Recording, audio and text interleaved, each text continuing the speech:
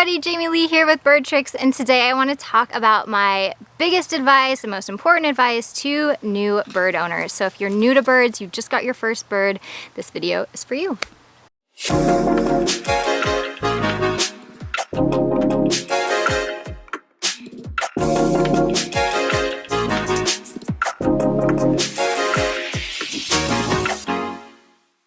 Though it may be a good reminder to people who've had birds.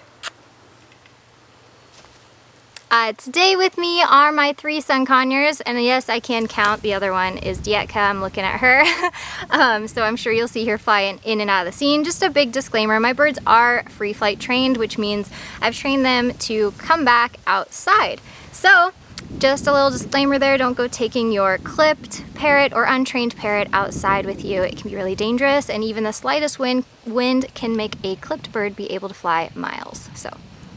Alright, so the first thing that I want to say to you new bird owners and people new to the avian community in general is that it is totally normal to feel confused and overwhelmed. There's a lot of contradictory info out there depending on where you're getting your information, so it's really just best to stick to your intuition and what feels right to you to do with your bird and who you relate best to. People are going to say different things based on their experiences, and you just kind of have to pick and choose which path you want to go down and just stick to that path. Sometimes choosing things from a variety of sources will just confuse and clutter what you're actually trying to accomplish with your bird. So be really mindful of that and always trust your intuition. If it doesn't feel right, it probably isn't right. Hi, baby. Hi, baby. Oh, so cute. Now, a less extreme example might be a really old way of taming birds, which, hi! Oh my goodness, you girls are all over the place. Now a less extreme example, which is what I was going to say, is probably doing something where people will often say to tame a bird, you just hold it in your hands until it gives up trying to get out of your hands and it calms down. Basically just a form of surrender. And if that comes across to you like, wow, that seems really cruel, seems like long-term that wouldn't build a good relationship with the bird, you're right, it doesn't. So just knowing you got a big old chunk and she got nothing. Just knowing the difference with that and being able to really trust your heart on those sort of situations. Alright, so as a bird owner, or I should say companion of your bird, your number one priority is always the health of your bird. And that to me really includes diet and sleep. Now when it comes to diet, you guys, the easiest thing is to just avoid creating bad habits. One of the things that I'm really against is offering table food scraps to your bird like a lot of people do with dogs, and I know people look down upon it with dogs as well. It's just something where you want to avoid creating that bad habit. So make it so that they never even know what table foods taste like. Now there's a difference between social eating to get your bird onto a healthy diet and just sharing human foods with your bird. I'm currently working with a project bird named Bean, who is an African Grey, and I can just tell that his previous owners used to share all sorts of their food with him, because any sign of preparing food or getting a plate ready for myself, and he is nuts about it. He's just all in my business. So making it so that you never create a bird that has this infatuation with human food is really the ideal way to go. So think about it. A lot of people will say to me, well, if I don't give him this food every time and it's only sometimes, he won't expect it every time. It's actually the opposite. That builds anticipation. So if I said that every time I come to your house, only sometimes I'd hand you $1,000 cash, you would be anticipating every single time I come to your home, as in, is this the time she's going to give me the reward? Is this the time? And you'd be more and more excited and enthusiastic about me coming over than not.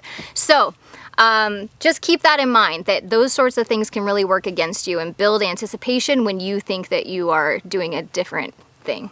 What are you doing? How come you guys are so sweet right now? You just fluffed. Fluffed and not even eating your nuts. What's going on? Don't even care.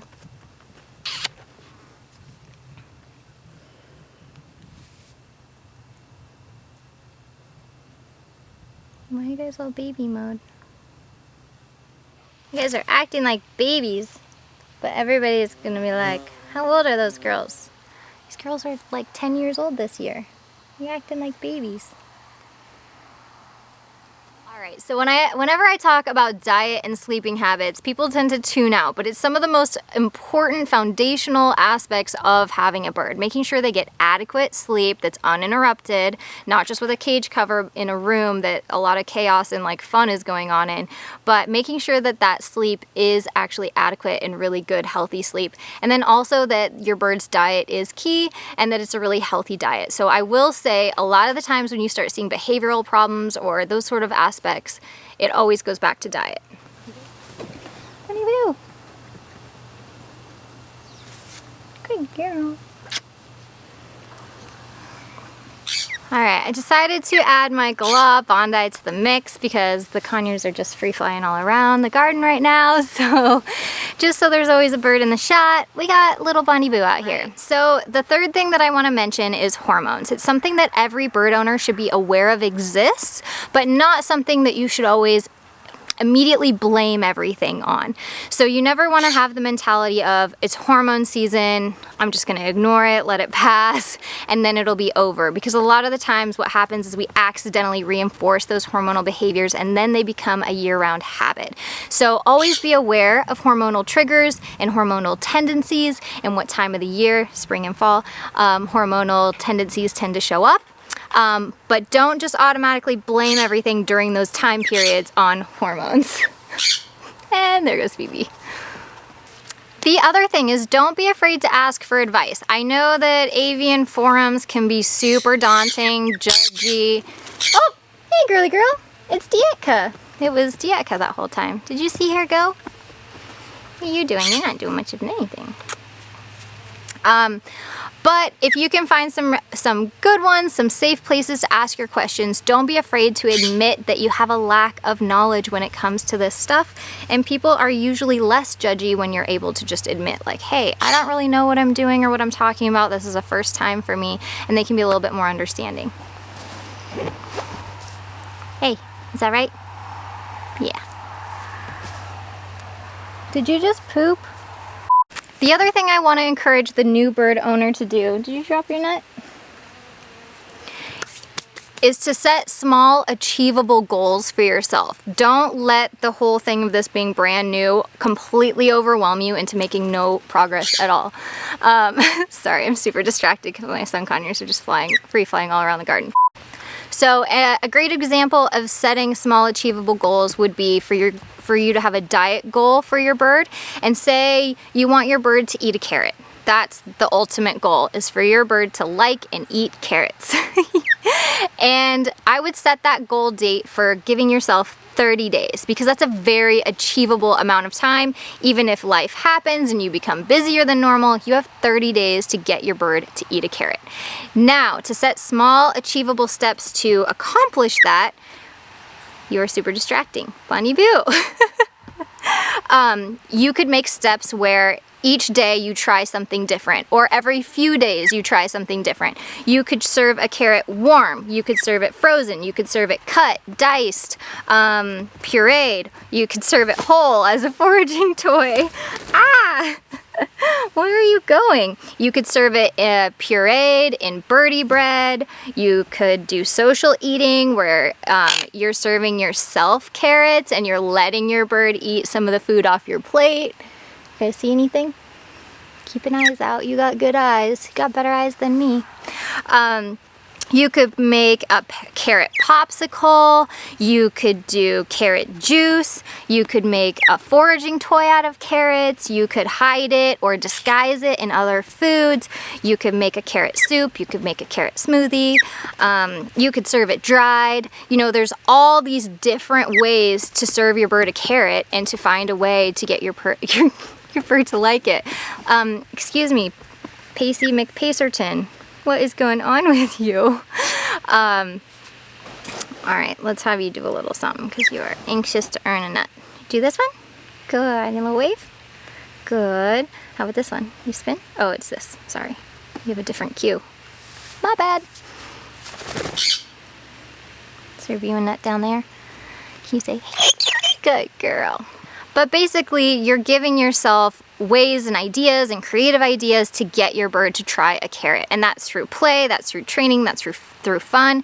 You could formally train it and just clicker train your bird to shred up a carrot. There's a lot of different ways. One of my favorites is making my seasonal feeding system because it takes hours and hours. Letting my birds be a part of that, whether it's hanging out nearby on a foraging stand or...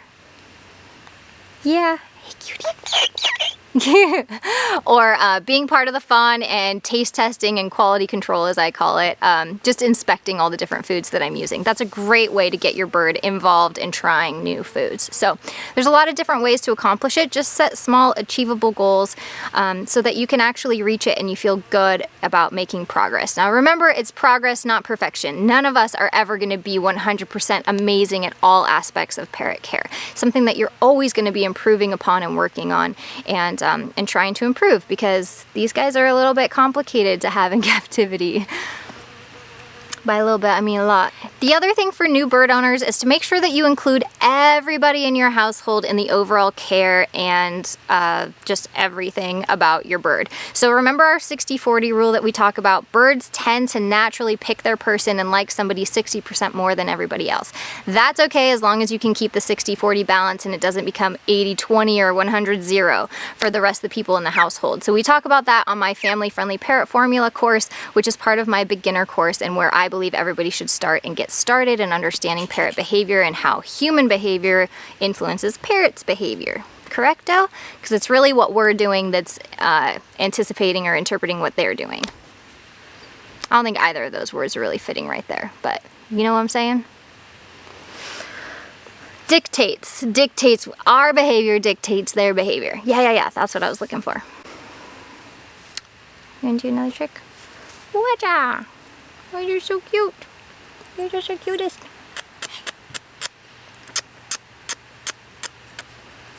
Ah, baby, I heard you.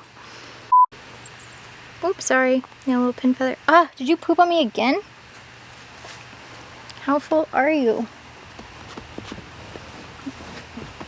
And the main thing or thought that I'm going to leave you guys with if you are brand new to birds is that parrots are fairly self-serving creatures. They're kind of like a what's in it for me sort of animal. So they do things to either gain pleasure or avoid pain. And that will really help you analyze what's going on in your home and why they prefer one person over the other, or why they're constantly getting into certain things or whatever, what have you, whatever behavior that you're experiencing. It always goes back to that. So just make sure that you're constantly keeping that in mind and not falling into the trap of they're doing this to appease me or make me happy or make me smile. Now, our birds of course make us smile and we emotionally connect with these guys all the time. They're so much fun. But you need to keep in mind that they are a what's in it for me mentality. And oh, you just put your tail in poop. Ah, wait. Now I just put my hand in poop. Failing. You guys are pooping machines this morning. Hey, I'm actually in the poop zone right now. This is part of the problem. Well, do you see that cute little butt? There it is. Yeah, I'm in the poop zone. Chose a wrong place to film today. Yeah, but anyways, so distracting. I know you guys like seeing birds in my video, but I'm starting to think they just need to be the B-roll after the fact. Anyways, if this video helped you or you got some insight from it, please let me know which tip was most valuable to you. A lot of the times we are soaking up a lot of information, but none of it really resonates until we're ready to hear it. So that's why I structure my training courses the way I do, with beginner, advanced, and then my entire collection. That way that you can take in the most important foundational information first. You can watch, rewatch it, apply it, and really settle that foundation so that it's solid before moving on to the next steps, because the foundation's the most important part. That's what you're building your entire relationship with your bird upon. So, oh, you cute little nuggets. Ah. So go ahead and visit BirdTricks store or birdtricks.com for more information on parrot training and companionship and how to give these guys the best life. The best life. The best life. Mwah! So cute. Good girl. Good girl. Hey, I have all the birds in the video at the same time. Almost. 2 up there. That was rude. That was rude.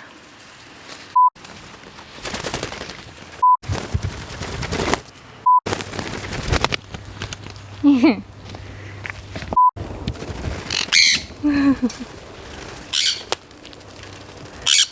baby girls!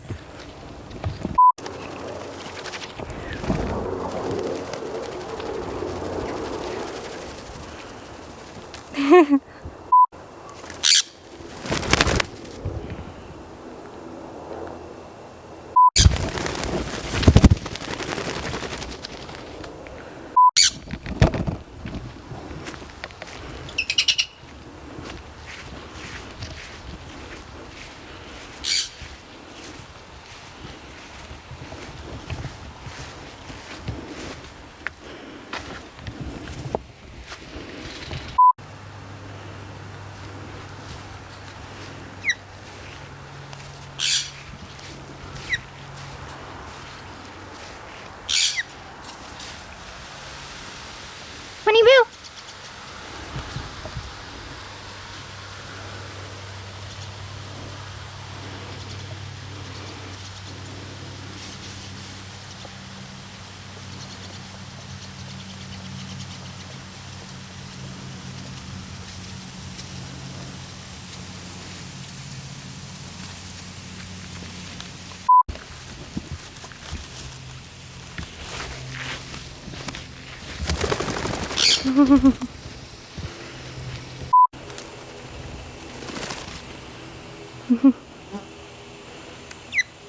Bondi.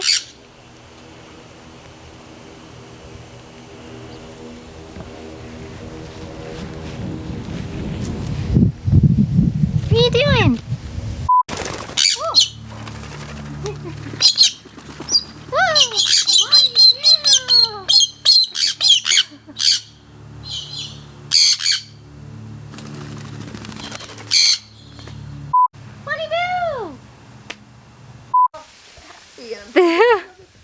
So glad to see you. She's having a good time. Bunny Boo!